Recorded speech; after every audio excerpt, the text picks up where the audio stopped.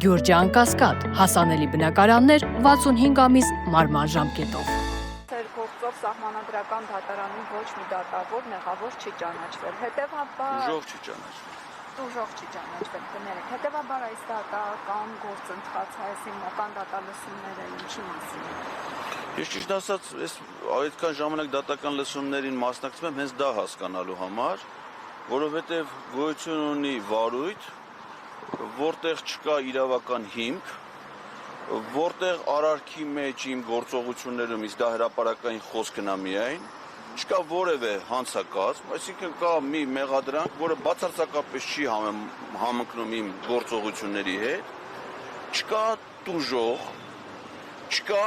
վկա, այսինքն վկա միայն այն մարդն է, որ այդ գրությունն է գրել գլխավոր դատախազին, այլ որևէ վկա չի հարցաքննվել, որևէ այլ ապացույց բացի YouTube-ում հայտնի հասանելի իմ ելույթներն են գոյություն, այսինքն կա միայն մեղադրյալ։ Այս գործում կա մենակ մեղադրյալ, ուրիշ ոչ մի բան չկա։ Ոչ իրավական հիմք կա, ոչ տուժող կա, ոչ նորմալ վկա կա։ Ես ակնհայտ է, որ սա բացի քաղաքական դրդապատճառներից որևէ այլ բովանդակություն ինքը չունի, չեմ ասում, որ առաջադրված մեղադրանքը բացարձակապես որևէ առնչություն չունի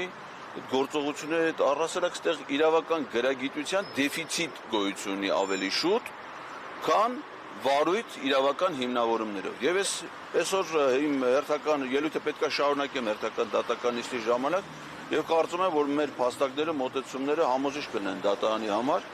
կամ այս փուլում անգամ կարճելու վարույթը, կամ ի վերջո կայացնելու արդարացման վճիռ։ Տեսական է կարճելը։ Դե կարճելու հետ կապված մենք արդեն որոշ միջնորդություն ներկայացրել ենք, մերժվել է, դե անիմաստ է այլևս նոր միջնորդություն ներկայացնելը, պարզապես դատարանի ուշադրությունը հրավիրենք այն նույն փաստերի հանգամանքների վրա, որոնք այս ընթացքում ներկայացվել են։ Պարոն Ղազարյան, եթե չեմ սխալվում, այսօր ազգային ժողովում քաղաքացիների ընդունելության օրվա հետ կապված կրկին դուք հանդիպում ունեք։ Այս գործընթացները որքանով են խանգարում ձեր սկսած իմպիչմենտի գործընթացին։ Դե կոնկրետ այս դատական նիստը համընկել է աշխատանքի եւ սոցիալական հարցերի